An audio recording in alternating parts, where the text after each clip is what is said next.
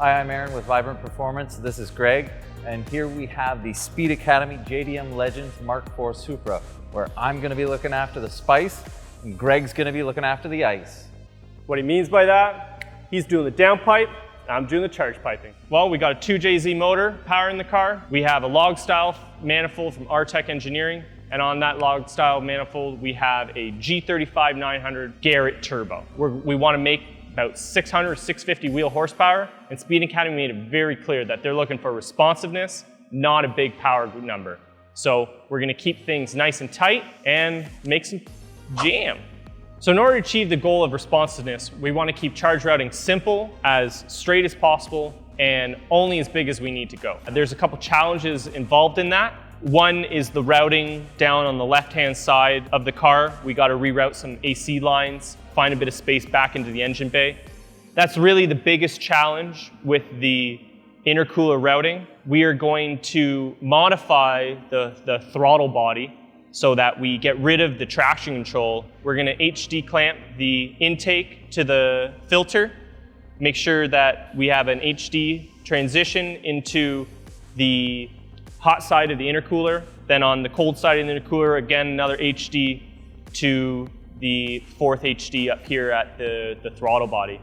Always want to have an HD on either side of the charge tube so that you maintain that motion that's designed into the clamp. So we got the car up in the air, some of the bodywork off so that we can gain better access to the front of the car and where all the charge piping is going to end up. And we can really start to see how big this intercooler is from Freed Engineering using a Vibrant intercooler core and custom-made end tanks. It's got a 3-inch inlet and a 3.5-inch outlet. This core is just too big. It's good for like 1,000, 1,100 horsepower. We're not even close to that for this build. We're again looking for about 600, 650 wheel horsepower.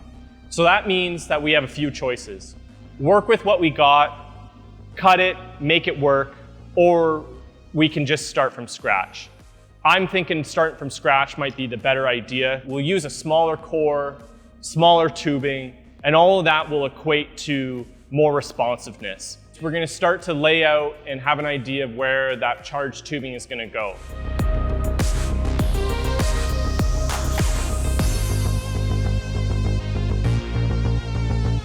There's a plastic shroud that goes on the car that mounts the under tray that keeps all the air separate from coming out of the back of the rad. Speed Academy really wants to keep that. So that poses a challenge for us with these AC lines and the power steering. But we're going to come out of the intercooler, again, loop around the front frame, and then straight up to the throttle body.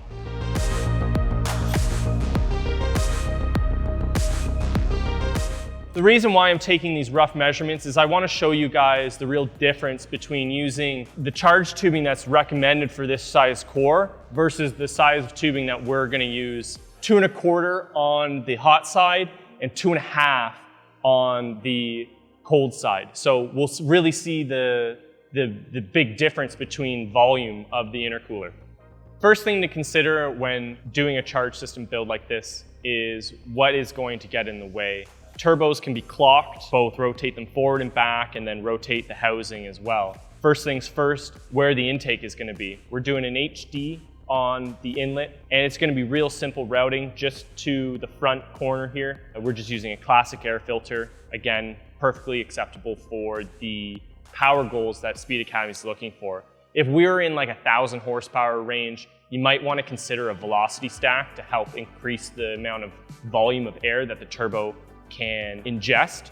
So Speed Academy wants a 4-inch downpipe on this Supra. That is a lot of pipe to fit in the space that we have available. So I need to transition off of that turbine housing, that flange that we provide, with a cone that goes from 3-inch to 4-inch. This is a 3-inch outlet on that turbine housing. So to do that, this is going to take up a little bit of real estate as well. This is 4 inches long. That on the end of our downpipe straight to that's not going to work really that well because there's just not that much real estate to make it fit. So what I plan to do is actually split this in half. So by cutting this in half at exactly 2 inches long, it's gonna give me a 3" to 3.5" transition, and then another piece that's 3.5 to 4. So what I plan to do is put my 3" right on my V-band, transition to 3.5 with this guy, which is a little bit smaller than that, gives me a little bit more real estate. And then I'm gonna take that other transition that I've cut off of this guy, and it's gonna go on the bottom. And then that'll get me from my 3.5 up to my 4". And then that's gonna go to the flex by the subframe.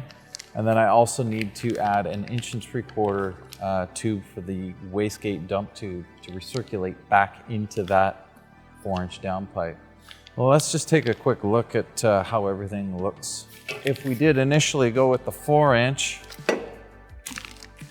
that is a lot of downpipe to fit in there. Doesn't really fit that well with the transition cone, because this piece is going to go right basically on here, and that doesn't leave me a lot of room to make that bend down. If I shorten that, use a smaller 3.5" tube, give me more clearance, and then I also still need to have room for this 1¾ to go down beside it as well.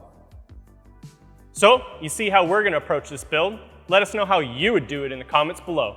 And make sure you like, subscribe, and share the video so that all your friends know how awesome you are.